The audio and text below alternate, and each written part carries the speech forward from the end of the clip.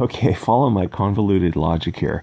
SGWs don't know how to write good protagonists. I almost said heroes, but maybe that's not quite accurate. I'll say protagonists, leading characters, in a way that makes you empathize with them and kind of get involved in their story, because SJWs are fundamentally broken, petty, malicious, bad people.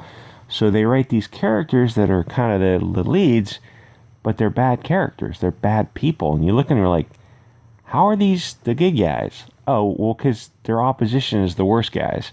Like in a case like this little old lady who is just an old lady in the 1970s, and she's rude to this girl, so this girl is rude to her. So now you know what you have? You have two characters who are jerks. Congratulations, SGWs. Okay, this is the worst comic I've read in a long time, which really says something because I've been reading bad comics for the past year. You look at this and you think, oh, this looks like a fun cover, and then you kind of look closer and you're like, four girls. Adventures with four girls? Good luck with that. All right, so you jump right into the 1970s. You got the Clerks feel going on. There's a nostalgia, hippy-dippy California thing going on here, so it's kind of fun. And then you see that Janis Joplin started it, which means they're trying to set a tone of, I don't know, like quirky, but also, what was that vampire movie set in Santa Cruz? The Lost Boys kind of vibe. Like, this is a fun nostalgia piece, but it could get dark in a hurry. That's what it felt like to me. And then it doesn't get into that Lost Boys or anything dark or anything deep or anything important. It just gets into 2020 SGW comics where they write bad characters, but they're up against worse characters. All right, so the 70s weren't that long ago. She's in a liquor store trying to sell something for a song. That was dumb even for the 70s. So these are our two heroes, but one of them steals a pair of sunglasses, the body diverse one. She just walks out with a pair of sunglasses. People don't like thieves because you can't trust them around your stuff. So that's kind of an odd way to write a character, a thief. That it's like, are these girls special in some ways? The girl special and the cousin's like trying to... Anyway, so then you get into some feminism in 1970, which, how dare you judge a young woman that way? Feminism wasn't at that stage in 1970. You know, actually, that kind of reminds me of like Doonesbury art. So that doesn't make sense. And then she's chewing gum. Okay, oh, so random, I guess. And then she takes the gum out and sticks it on the rear view mirror of somebody's car. And they walk away, and they're doing this like this oh, so random... Oh, look, this evil blonde-haired, blue-eyed girl sticks gum on cars. Why did she do that? I don't know. You don't know either because they didn't explain it. So far you've got these characters are not very likable.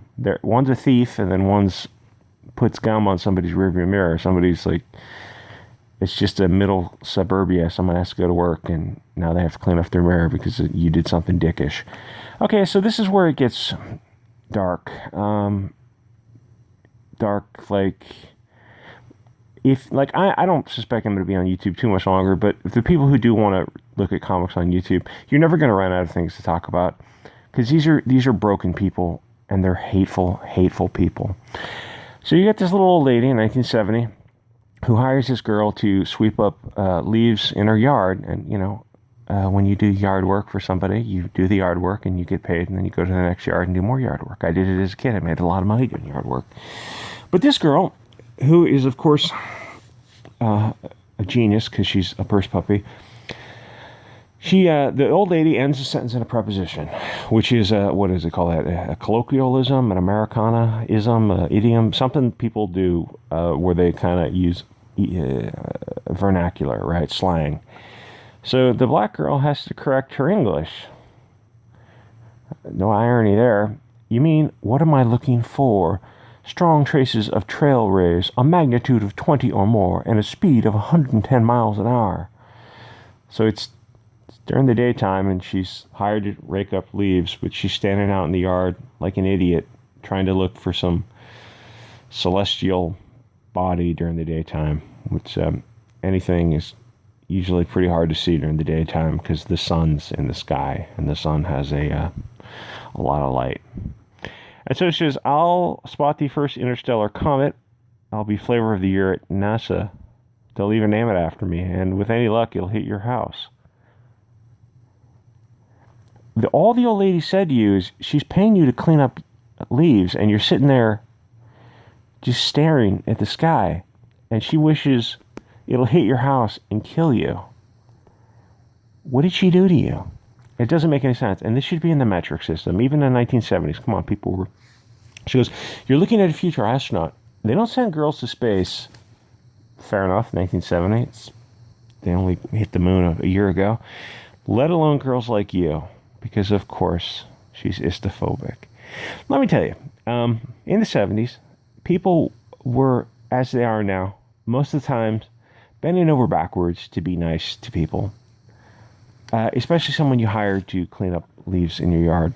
But she's standing there like an idiot, looking up at the sky and blowing the leaf out of her hand.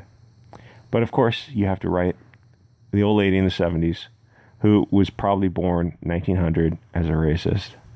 And so then the idiots who wrote this think they have a mic drop moment. You're not missing anything when it goes out of focus. With the death to tyrants, MFer. Here's your broomstick. And she drops the broomstick. I don't know. I don't know what their pronouns may be. I'm not sure. It's not a mic drop moment. So far, this character and the other two girls seem like jerks, but they're your lead characters. They're not quirky and funny. It's 1970. This lady's probably 70 years old. She doesn't know what's going on. She's from a different generation. She sees you staring up at the sky like an idiot. And so the girls completely validate her. We're so in awe right now. Validate her for what? She was hired to clean up, to do some yard work. You go in there, you do yard work, and you just go on to another. But she swore in front of an old lady. These are great characters. So these two blonde guys drive by. Of course, they're blonde. And they say, Manson girls? That's all they say. And the two girls respond with the middle finger and all this kind of stuff. Like, of course, they're blonde guys. I don't know what to say. There's body diversity and diversity. They're trying to raise money, and then you come up to the next scene of everyone's istophobic, where the two Englishmen, I'll call them, call a black guy a boy. Now, this is 1970. This isn't 1870. Didn't happen in 1970. You know what happened in 1970? When you had people of the light see some black guy at a fair, they just kept walking. They didn't talk to each other. Not in a bad way, not in a good way. Just most people just ignored each other. Most people just go about with their day. They don't stop, call a guy a boy, and then get involved in a discussion on Vietnam. And of course, the black guy has to speak the Queen's perfect English, which is kind of weird because there was this push in the 90s for Ebonics. So it's kind of a strange, and there's nowadays, it feels like comics are like 2 years out of date, and 2 years in the culture war is like 10 years, where now stuff like this feels classist and ageist and like istophobic in a different way that you didn't intend. Anyway, so it says, look, I get the powerful simplicity of your arguments. You brainiacs think Vietnam is like World War II, freedom versus the Germans? What is this hatred against the Germans? What did they ever do to you? I don't know. What's my beef with the Southeast Asians? Last time I checked, they're not the ones doing the name calling. Okay, well, that's like level one. The trading of humans. Gee, who controlled that industry? Not white people. Or stringing people up from vegetation to depart them from life. You just kind of jumped up several orders of magnitude. You're conflating name calling with 13th Amendment issues and extinguishing people from this mortal coil. all this is straw man comics. You just made this just so you could have two scenes of istophobicism, which is to say F Whitey. Okay, so in 1970, how many people were deleted from life in this manner? How many people, statistically speaking, are more dangerous to this character? Is it someone who looks like him, or is it someone who looks like him? Just, I won't go any. And then they just continue to strawman. Now, the blonde guy or the Spanish guy called him a boy and tried to talk him into going to war. Except these are like two middle-aged guys with their kids at a fair, and they're going to talk to... It's 1970, but here's what comic people are trying to do with this set in 1970, 50 years ago. They're trying to say white people were horrible back then. White people were like this back then, which excuses our hatred of them today. Well, no, they weren't horrible back then. In 1970, most white people were trying to bend over backwards to give black people a shot. And if they weren't going to do that, they were just going to mind their own business. So everything you know about, like, blonde people calling black guys boys is from Hollywood. And everything from Hollywood is a lie because it's made by parasites who just want to foment a race war. It says, go ahead, try kicking my ass if that's all you got. See if you remember how righteous you feel right now when you were trying to cram your small intestines through the hole in your belly. Well, I guess he's saying he has a knife and he's going to stab these guys. So you whipped up this whole fight that would never happen, and it's over nothing because it's like the writers, the two idiots who wrote this, are not talking from... This is the difference in comics and movies now, is that the writers aren't going from personal experience.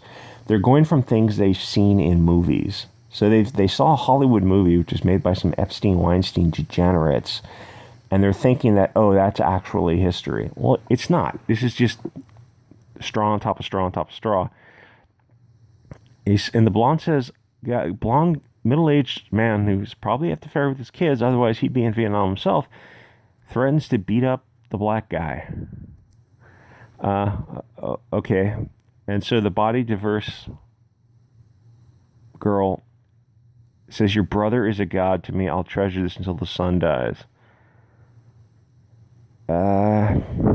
Okay. Okay, so you got four girls who are really unlikable. Oh, the Indian girl also says something about dirty, filthy hippies. So she's unlikable too. So you got four girls who take these two or three guys out to the this haunted road to, I don't know, raise money, and the guys think they're just there to get laid, which is, fair enough. They're smoking weed and drinking beer. But these guys are cool. And there is the one funny scene about, never turn down free titties. But it actually is a haunted road type of thing. So they get eaten by monsters, and the girls leave them there to get eaten by a carnivorous bull. That's another thing about horror movies and horror stories, is when they show carnivores with horns. Like, carnivores have got the sharp teeth to get into places, and they've got like smooth snouts. They don't have horns because horns would get stuck in the body of the animal you're trying to eat. So that always kind of annoyed me about when they're like confusing carnivores and omnivores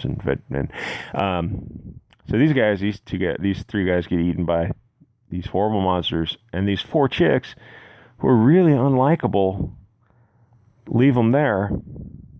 Four body diverse, mixed race,